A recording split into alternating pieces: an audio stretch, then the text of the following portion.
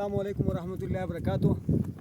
नाजरीन, अभी हम अपनी मंजिल पे पहुंच चुके हैं और ये इस झील का हम आपको तारुफ़ कराते हैं।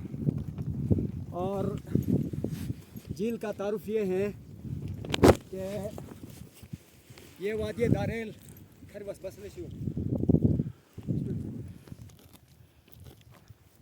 नाजरीन, इस झील का मैं आपको तारुफ़ करा दूं।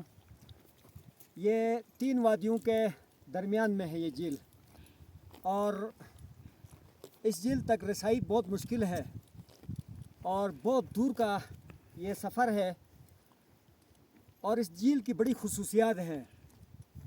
ये वादी दारेल और वादी खंडबरी और वादी बथरेत के बिल्कुल एंड पर जो तीनों वादियों के सर इकट्ठे होते हैं, वहाँ पर ये झील है। और इस झील की खुसूसियात में से ये है कि इस झील में बहुत बड़ी ट्रॉट मछलियाँ हैं।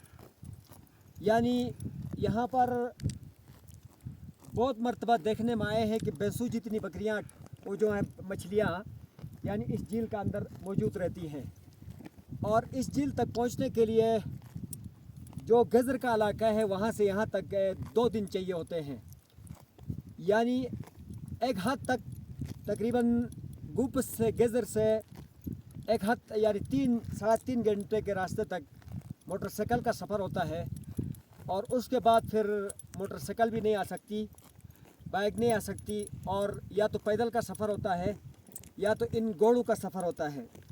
और जहाँ पर हमने मोटरसाइकिल छोड़ा है उससे यहाँ तक तकरीबन कज़न 12 घंटों का रास्ता होगा तकरीबन। 12 घंटे का सफ़र है। लेकिन ये है कि हम लोग अगर अपने कज़नों के पास वहाँ स्टे किया था और सुबह तकरीबन हम जो है 9 बजे वहाँ से रवाना हो गए थे। अभी टाइम क्या हुआ है, तकरीबन जो है ना मेरे ख्याल से ये 6-7 घंटे हमारे लग चुके हैं यहाँ पहुँचने तक। तो आप यहाँ पर अल्लाह सुब्हानहू तआला के अलावा कोई नहीं है। ये कुछ बकरियाँ चर रही ऊपर, ये जानवर चर रहे हैं, बकरियाँ हैं वो अभी चर रही हैं और अपने डेरों की तरफ जा रही हैं। और डेरे भी यहाँ से बहुत दूर है, बहुत दूर के मुसाफत पर है।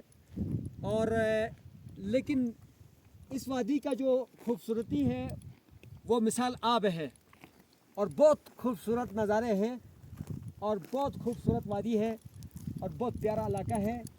और ये जो देखो कि वादियों का और पहाड़ियों का और बिल्कुल सुकून नुमा जो है ना इनका एक वो बना हुआ है, यानी चारदीवारी बनी पड़ी है और बहुत खूबसूरत है। मैं अभी झील के करीब ले जाकर मैं आपको यानी झील का नज़ारा दिखाना चाहता हूँ। रटेचे रटेता